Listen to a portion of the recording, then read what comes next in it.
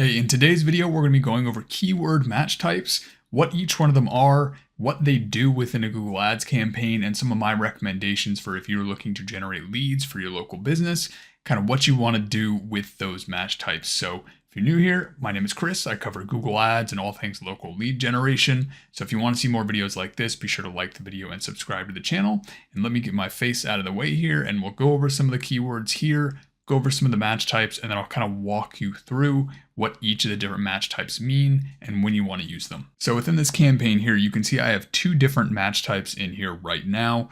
You can see I have phrase match and exact match keywords, and we'll get into some of my recommendations later, but there's three different types of match types you can use for your keywords. And I'll just bring over a little notepad here to show you what they look like. Broad match is going to have no modifiers on it whatsoever. So if you have a campaign set up right now and you have a campaign where all of your keywords do not have any modifiers on it, you are running broad match keywords. And then beyond that, we have the little quotes on it. That is a phrase match keyword. You can see that right there with this keyword right here.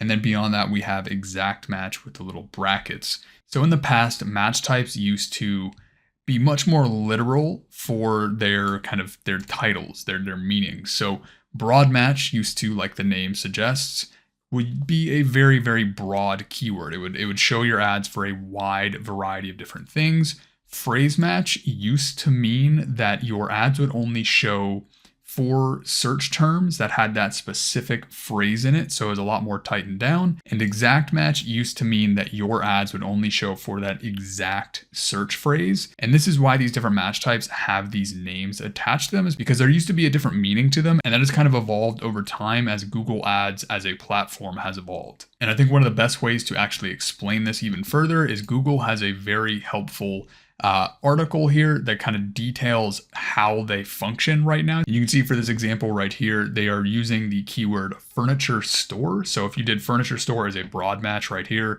you can see it can show for just like the name suggests, a very broad range of stuff that could be totally irrelevant to that keyword. So right here, it could show up for home decor, or it could show up for cream colored leather sectional. Those are two very, very different searches with very different intents.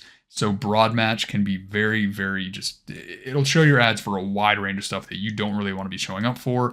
And you can control that with negative keywords, but that is a whole other video. Now going further down the funnel here to phrase match, it gets a little bit more specific, but phrase match nowadays is really still kind of broad in a lot of ways. So you can see with the keyword furniture store, your ads could still show up for cheap furniture stores, living room furniture deals, what store is the best place to find a bedroom dresser.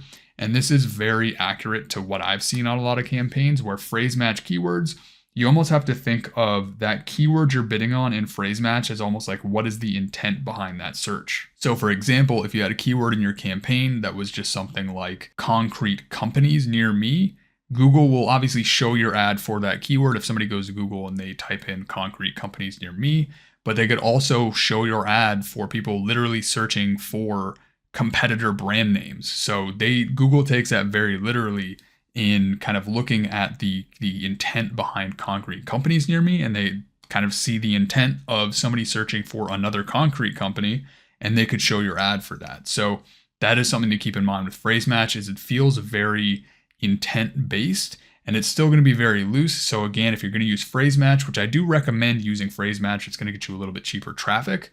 You still want to make sure you have negative keywords along with this so that you're not getting a lot of relevant traffic. And then the last one on this list is exact match. And this is going to be the most tightly themed keyword match type that you can use. You can see if with the keyword furniture store, again, it'll show up for furniture store, home furnishing shop.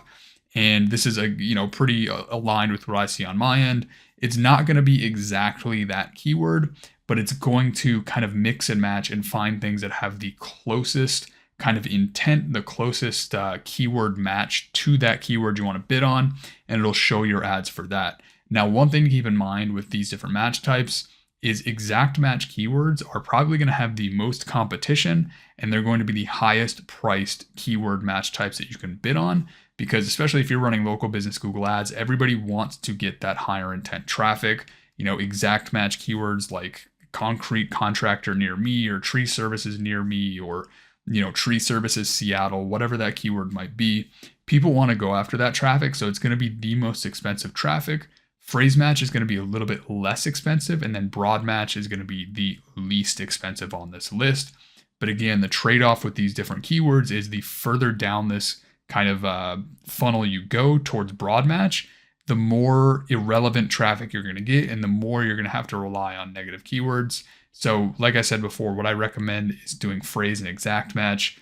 That's going to be the best options, and it's probably going to get you the highest quality traffic. And it's something I've been using for years, and it's been working well for me. So if we jump back to the campaign, you're going to see on this, typically what I do is I'll put together a keyword list and I will drop the keywords in as both phrase and exact match. So for example, you'd have the keyword window tinting near me. You would do this as a phrase match keyword and an exact match keyword.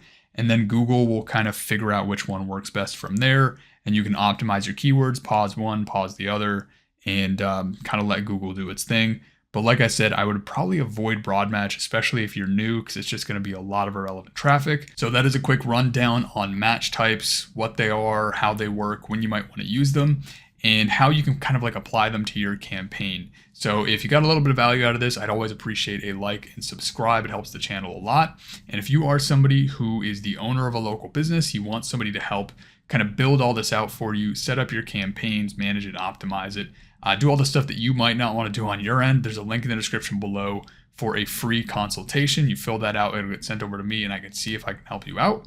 Alternatively, if you're somebody that would prefer to DIY all of this, there's also a link in the description over to a free Google Ads course right here on the YouTube channel that you can kind of go through at your own pace and set everything up on your own.